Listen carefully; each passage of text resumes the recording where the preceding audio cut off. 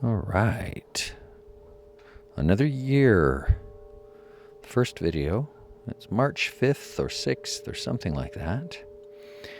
The containers up here on the deck have not grown in as rich and as large, like these tulips, for example.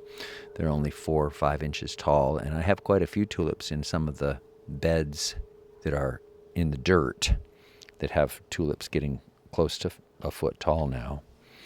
And same goes for some of these other things that are just still kind of behind the curve. And I think it's because the pots, the containers, don't have the thermal mass that the soil does. And so when you have the cold, like we did a month ago, a couple of weeks of snow and very cold weathers in February that probably caused everything to just get into hold off, wait a minute kind of mode. Yeah.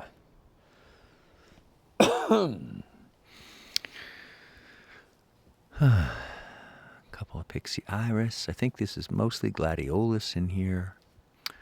And there are some chives coming up and some Grecian windflower, which are those dark, greenish, purplish, parsley looking kind of leaves. Those make pretty little flowers.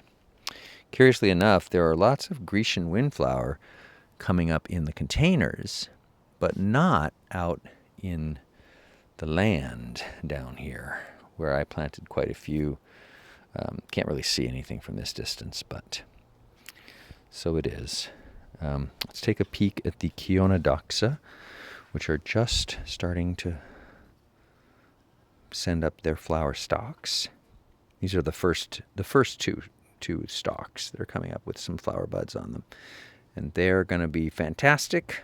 I loved them last spring. They were a favorite, such that I decided to get 2,000 and plant them in this first 500 square foot area. From up here, you can't tell what's going on, but that's a whole bunch of crocus, 3,000 crocus and 1,500 pixie iris that were planted a year and 4 months ago or so. So let's keep exploring. It's just a gorgeous, gorgeous day, and it's sad because this is the last one. Tomorrow should be nice-ish, not clear sun all day, but then it's going to be like 12 days. As long as the forecast goes for like 12 days, it just shows, classic March gloom, the crud. And then we're just out the east door, the east end of the house here, where there's a few planters. This one has my big blueberry bush and tulips coming in nicely.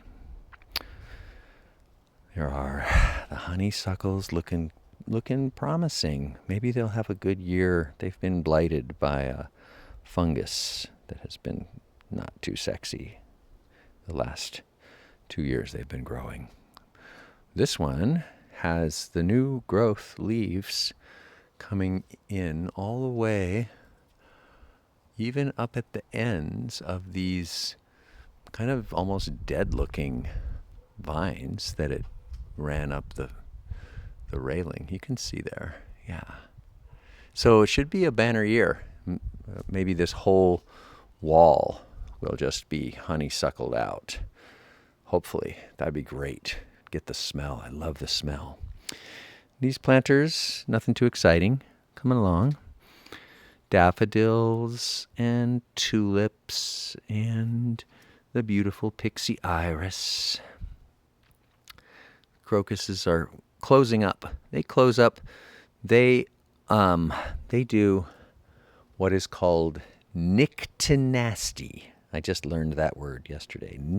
N-Y-C-T-I, nyctinasty. Nyctinisty. I don't know how to pronounce it, but it is the phenomenon or the action of closing of a flower bloom, closing at night and then opening to the sun. So crocuses, they won't open unless there's legit sunshine. You could actually have a whole stretch of bad timing where your crocuses never actually opened. They last a couple of weeks and they would just stay closed up throughout the day, and then the flowers would die. That would be a bummer. Yeah. This is coming along nicely. I planted a lot more stuff in this most auspicious strip. This is a really nice place because it gets so much sun and has this concrete wall to collect the warmth and stuff. So a lot of things do really well. We saw the first of the Pixie Iris blooms was in this bed, actually on January 14th, like close to 2 months ago. And that one bloom sat there for a full month before any other Pixie Iris came along. Pretty surreal. Bunch of tulips. Very nice. This is new this year. This great big pot planter with a bulb lasagna with all the usual suspects in there. Doing great. And I also made this area, which took a lot of leg work, a lot of back work, digging up this really dense, packed in, rocky, nasty stuff. I went down 6 or 8 inches, and then I put a bunch of 3-way soil on top of it. Then planted a bunch of daffodils, and along the back, none of them are up yet, but there's the Gladiolus byzantinus back there. And then you can see it, you can't see it, but it's right in the center of the screen. That's the very first of the Chionodoxa coming up. I planted maybe 200 here. They're taking their time. And a couple of crocuses that I completely forgot I planted here, coming in, looking nice. They're happy here. As well as a few Pixie Iris here and there on this hillside, this dry, rocky hillside. I put some of these species tulip, which apparently like this kind of condition.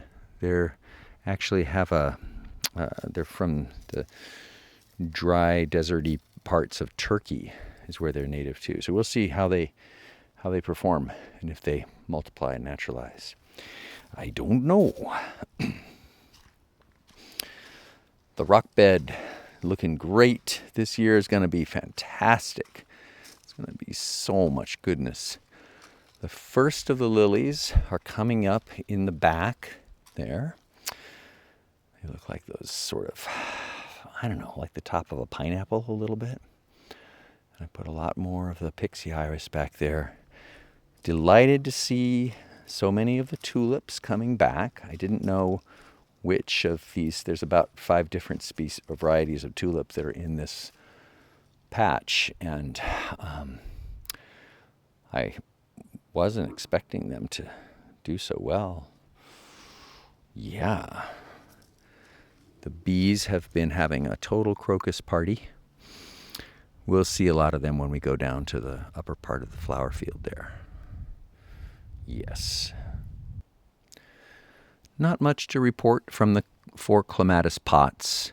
They are beginning to leaf out. And I planted Dutch iris in here because they're the Dutch iris are very shallow.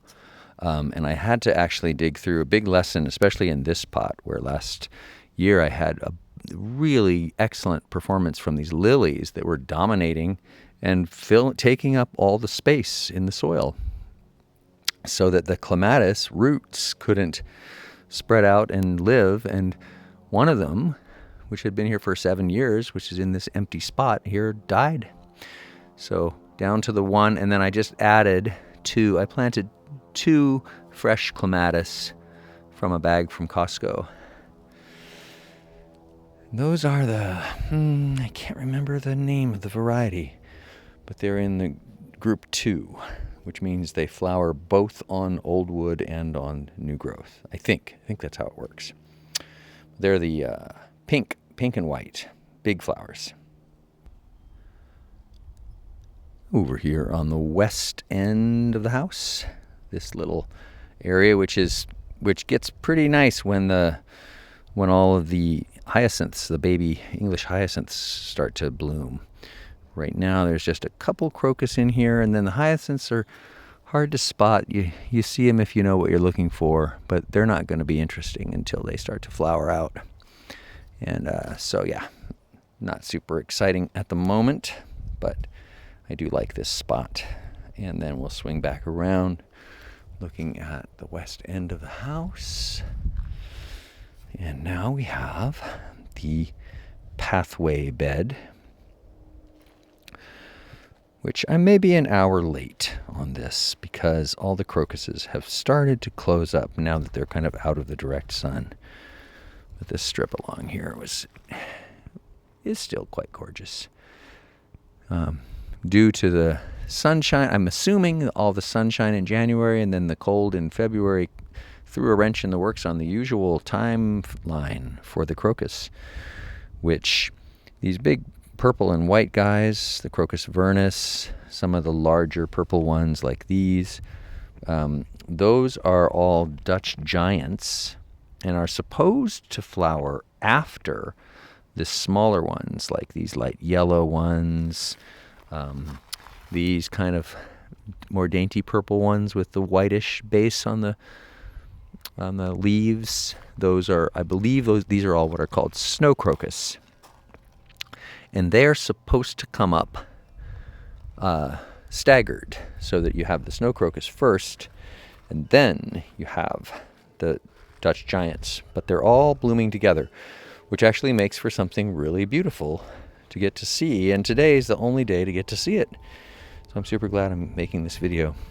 This is a new area that I don't know why I never put anything in it. Well, I do know. It's because I completely overwhelmed myself with so much to do and ridiculous 20,000 bulbs to plant. So I had the wherewithal and the vision and the motivation to plant 100 grape muscari in here.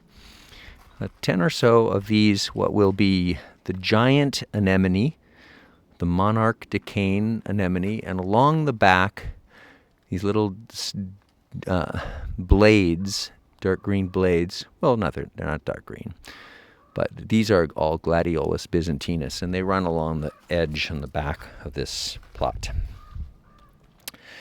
Yeah, and then we're getting close. I'm trying to say, I made a video a few days ago. We had a sunny day, and my sound was all screwed up. Also, it was 30 minutes long, so I'm trying to do better this time.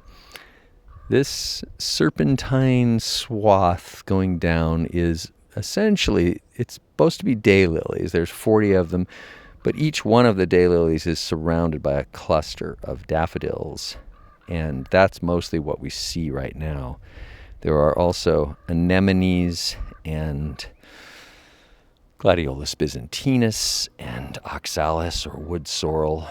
Those are all planted around each of the Dutch iris as well. I'm sorry, the daylilies. Daylilies. I got this. Okay, yeah, this is the good stuff. So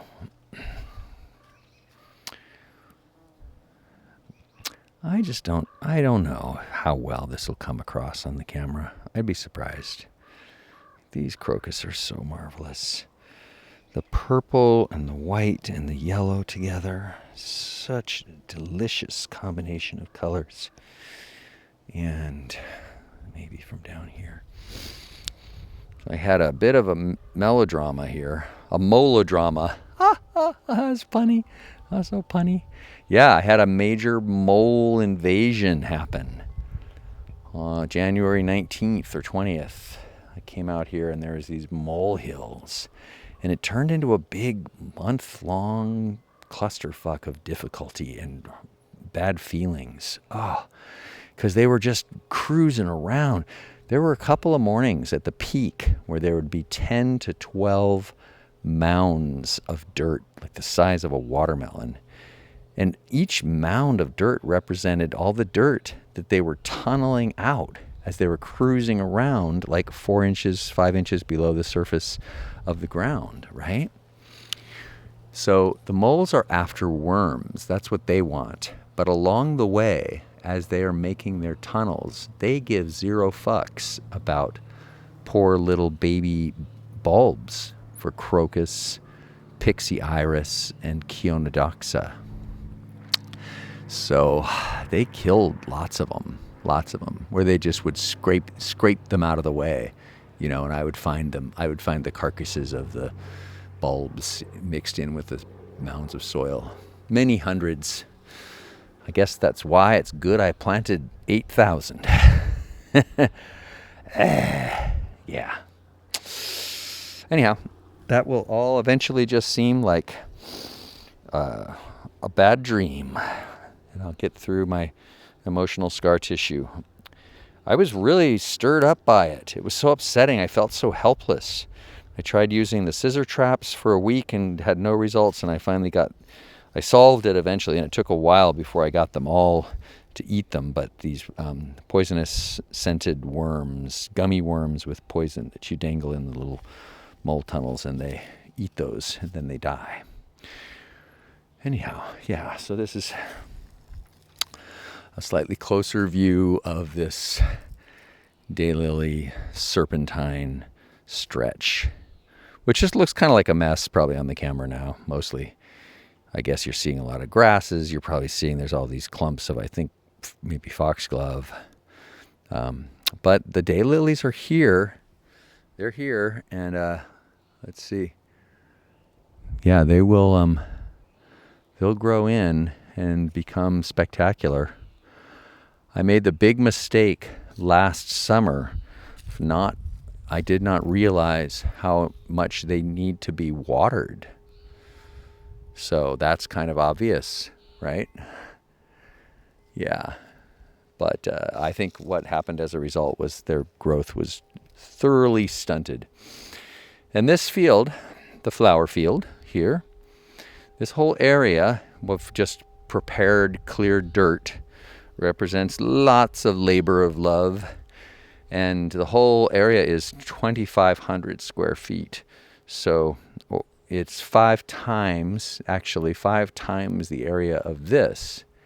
And eventually it will be covered with all these spring bulbs. I figure about 10 years. It's going to take me about 10 years to do that. In the meantime, I broadcast, and I just planted these yesterday, 1.5 million annual wildflower seeds, about 18 different varieties.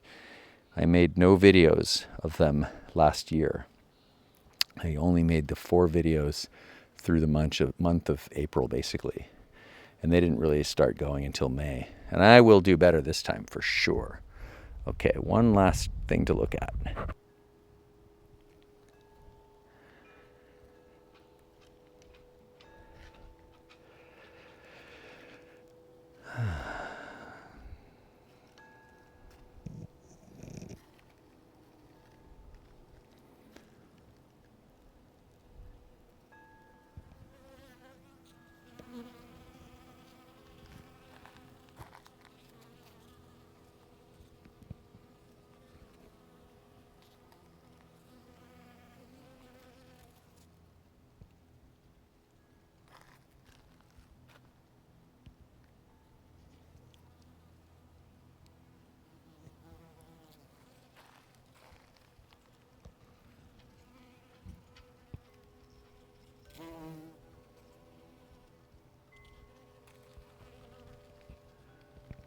I didn't take a minute to focus in on that when I was down here, but there are probably many thousands of bees at work among all these flowers here.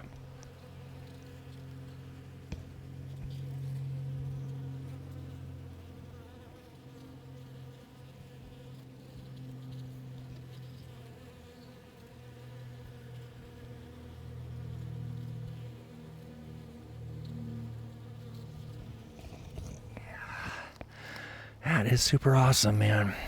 Super awesome. It's just going to be more and more each year. Lots going on in here. Chionodoxa, Scilla, hyacinth, lilies, daffodils, and all the crocus, of course. Crocus and pixie iris. Crocus and pixie iris are my jam. love it. I love them. Wow, what a nice blanket of color. Good stuff. Yeah. And then up against that base of the blue wall, there's almost nothing going on up there right now. Doesn't turn out to be a great spot for flowers. They just don't get enough springtime sunshine. But if stuff comes up and starts looking nice, there should be a few giant hyacinth in there. All right, that's all I got. I made it 20 minutes. Not too shabby. The beautiful days. That's my extra house garage. This is a 2-car garage with a little cottage area above. And then, yeah, but this isn't a house tour. This is a garden tour. And I have accomplished the objective. See you in maybe, well, I'm hoping to try to look for at least once a month. But depending on the weather and what's blooming and stuff like that, we'll see. I think I've got it so this is pretty easy to do now. It's a little easier. It's one step easier just because the new version of iOS allows you to pause the video and then continue. So you just end up with this one finished thing that you can put on the YouTubes, which is very sexy. Cool. Peace out. Have a beautiful day and a beautiful night and a beautiful life.